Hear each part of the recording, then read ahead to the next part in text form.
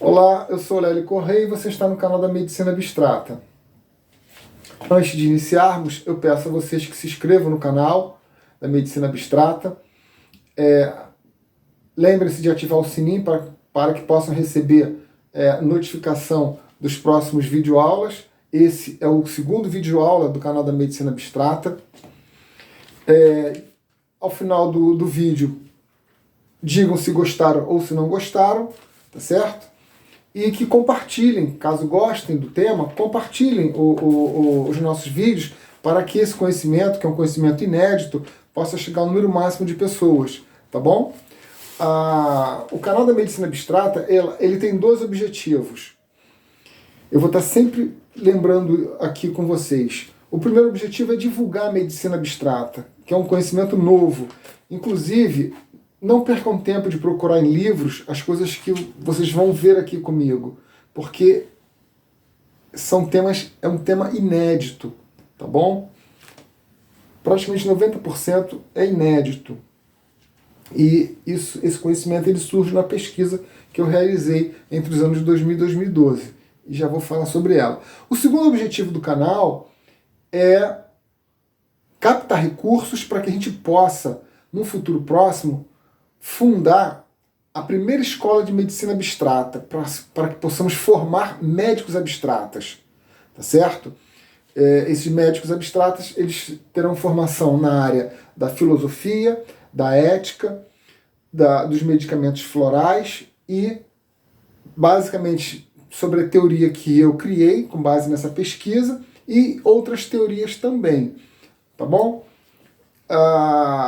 Mas para fundar essa escola, a gente precisa captar recursos. Por isso eu peço doação. A chave Pix é 24 9 81 18 47 79, tá bom? Bom, hoje nós vamos tratar, nesse segundo videoaula do canal da Medicina Abstrata, 3 temas. Mas antes de falar sobre eles, vou fazer aqui um breve histórico, só para que a gente possa relembrar como é que surge a medicina abstrata. A medicina abstrata ela vai surgir quando, em 1998, eu concluí o curso de Direito, eu sou advogado, e a partir do ano de 2000 eu comecei a atuar na área do direito de família.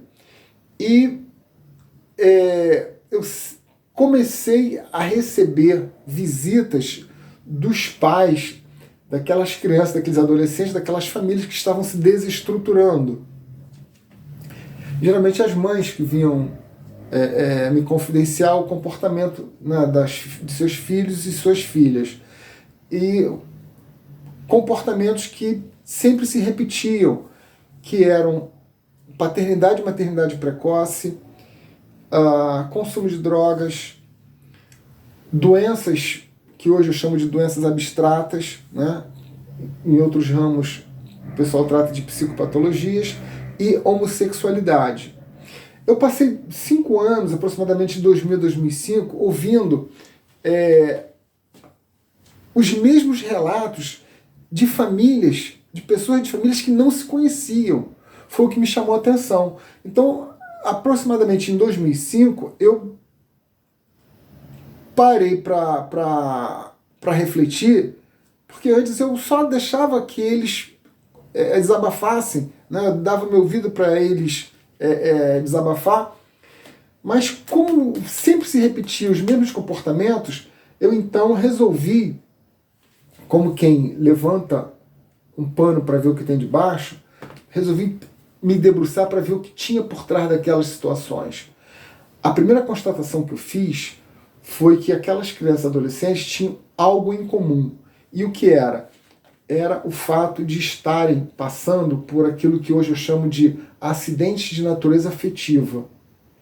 Geralmente separação dos pais. E a gente vai ver nos próximos videoaulas aí para frente que a separação dos pais não é a única forma de acidente de natureza afetiva, tá certo? Existem outras formas que o ser humano é capaz de experimentar. A segunda constatação que eu fiz foi sobre a importância do amor na vida de um ser humano. Eu fiquei impactado porque eu nunca tinha me dado conta da importância do amor na vida de um ser humano, porque nunca me faltou. Eu convivi com meu pai 54 anos, quando ele faleceu, eu estava com 54 anos de idade. Meu pai morreu me amando, minha mãe é viva até hoje e me ama. Então eu não tinha noção da importância da vida, do amor na vida do ser humano, como alguém que nunca passou fome não tem noção do que seja fome, tá certo? Então, impactado sobre aquelas duas situações, eu resolvi me debruçar por mais 7 anos para ver se aquelas situações se repetiam. Foi então quando eu comecei a catalogar famílias e separar para passar a observar o comportamento daquelas crianças e adolescentes, filhos e filhas daquelas famílias, tá certo? Que estavam se desestruturando. Então, em 2012, eu já convencido de que realmente aquelas situações eram reais, eu dei por encerrada a pesquisa em 2012. Em 2017, eu fui fazer um curso de terapia floral, de psicanálise. Conjuntamente, também fiz o curso de terapia floral, portanto, também sou terapeuta floral. Só que aconteceu um detalhe. As teorias psicanalíticas, principalmente a que o Dr. Freud fundou, elas conflitavam, todo aquele conhecimento conflitava com o conhecimento que a pesquisa que eu realizei me proporcionou. Tá certo? Foi então que eu resolvi criar uma outra teoria fundada na afetividade, tá certo? A teoria do Dr. Freud é fundada na sexualidade. Eu criei uma teoria fundada na afetividade e juntei com a terapia floral, que é um conhecimento que existe há mais de 100 anos, né? Desenvolvido por um médico inglês chamado Edward Barr. Então, juntei essa minha teoria, fundada na afetividade, com a terapia floral e criei o que eu chamei de medicina abstrata. Tá certo? A medicina abstrata. Por que tem esse nome? Porque o profissional da medicina abstrata, que é um médico abstrata, ele prescreve medicamento. No caso, medicamento floral. Tá certo? E a medicina abstrata, ela não é um ramo da medicina que a gente conhece. Não. Eu expliquei isso no primeiro vídeo aula do canal. A medicina abstrata, ela não é um ramo da medicina que a gente conhece, como, por exemplo, a pediatria, a cirurgia, a cardiologia. Não. A medicina abstrata, ela é uma divisão da medicina. É como se a gente elevasse a medicina ao status de gênero e a medicina que cuida desse corpo aqui passa a ser a medicina concreta e a medicina abstrata é que vai cuidar do corpo abstrato do ser humano, tá certo? Então, a medicina gênero, medicina concreta e medicina abstrata. Então, ela é uma divisão da medicina, tá certo? Bom, vamos então aos 3 temas do vídeo aula hoje do canal. O primeiro tema é como a medicina abstrata enxerga a composição do ser humano. Ela enxerga assim: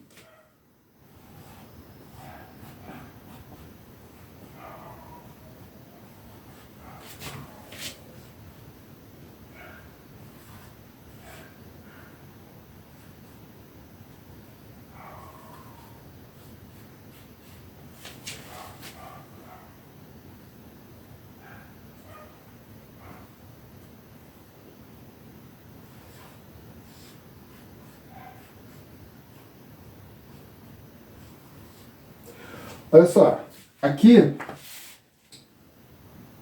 esse bonequinho representa o corpo concreto do ser humano. Esse outro bonequinho representa o corpo abstrato do ser humano. E esse bonequinho é o ser humano. Ok? Então, o ser humano é a soma de 2 corpos. Um corpo concreto mais um corpo abstrato é igual a um ser humano. Tá bom? Então, para a medicina abstrata, 1 mais 1 é igual a 1. Tá certo? Uma segunda curiosidade que eu sempre brinco é que, contrariando a lei física que diz que dois corpos não podem ocupar o mesmo lugar no espaço, para a medicina abstrata, dois corpos ocupam sim o mesmo lugar no espaço. O ser humano é a prova viva disso, porque o ser humano é composto de dois corpos, o corpo concreto e o corpo abstrato, e que ocupam o mesmo lugar no espaço, tá bom? Tem uma máxima também na filosofia, essa é uma terceira curiosidade, que diz que algo não pode ser e não ser ao mesmo tempo. Para a medicina abstrata, algo pode ser e não ser ao mesmo tempo. Por quê? Porque o ser humano é concreto e não é concreto, porque também é abstrato.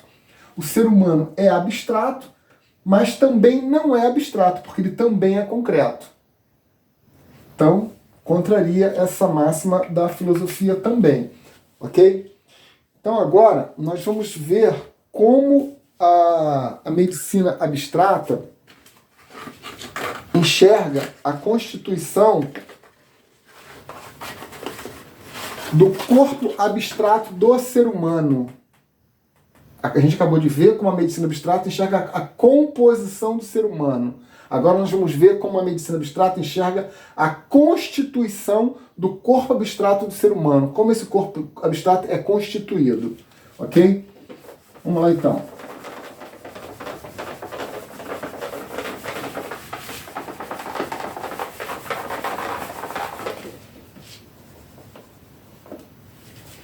Olha, imagine vocês que isso aqui é um edifício de 4 andares. Ok? Que é, por analogia, um ser humano, tá certo?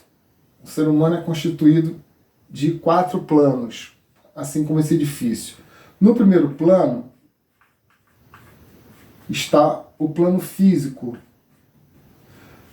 No segundo andar está o plano emocional. No terceiro andar está o plano mental. No quarto andar está o plano espiritual. Tá certo? Então essa é a composição do ser humano. O ser humano, ele é composto desses 4 planos. Porém, no plano físico está situado o corpo concreto do ser humano. Ou seja, o corpo concreto do ser humano é constituído única e exclusivamente pelo plano físico. O corpo abstrato do ser humano é constituído dos planos emocional, mental e espiritual. Então, o corpo concreto é constituído somente do plano físico e o corpo abstrato do ser humano é constituído dos planos emocional, mental e espiritual. Tá certo?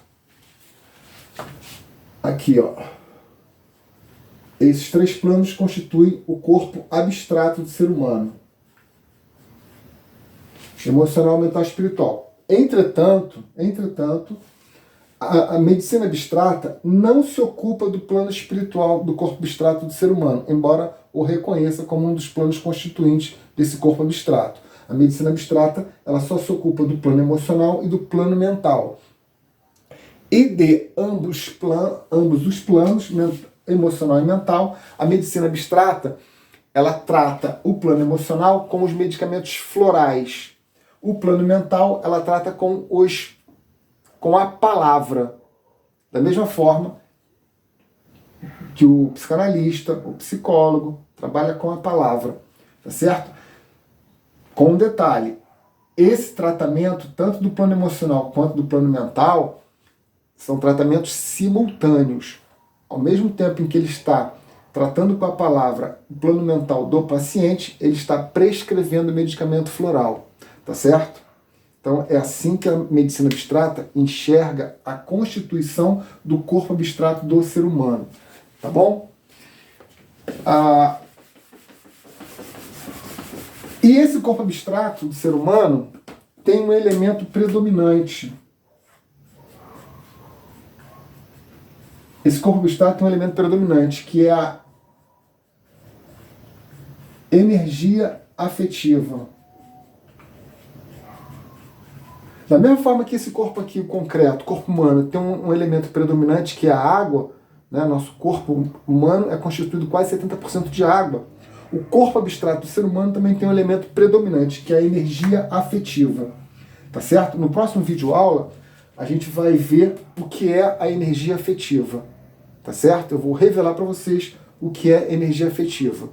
Já antecipando que é o elemento predominante no corpo abstrato do ser humano. Mas vamos ver o que é essa energia afetiva, tá? Do que ela é feita, tá bom? Então, por hora, é só o que eu tinha para passar para vocês de conhecimento. Peço que se inscrevam no canal, ativem o sininho para receber notificação dos próximos videoaulas, ok? Ao final, digam se gostaram ou se não gostaram. Se tiverem dúvida, podem tirar as dúvidas que eu respondo, sem problema algum. E peço que compartilhem, caso gostem, compartilhem os nossos vídeos para que esse conhecimento possa chegar ao número máximo de pessoas, tá bom? E também doem o que tiver dentro do alcance de vocês para que a gente possa viabilizar o projeto da Escola de Medicina Abstrata, tá bom? A chave Pix da conta bancária é 24 981 18 47 79, tá bom? Por hoje é só. Um abraço, até o próximo vídeo aula do canal da Medicina Abstrata.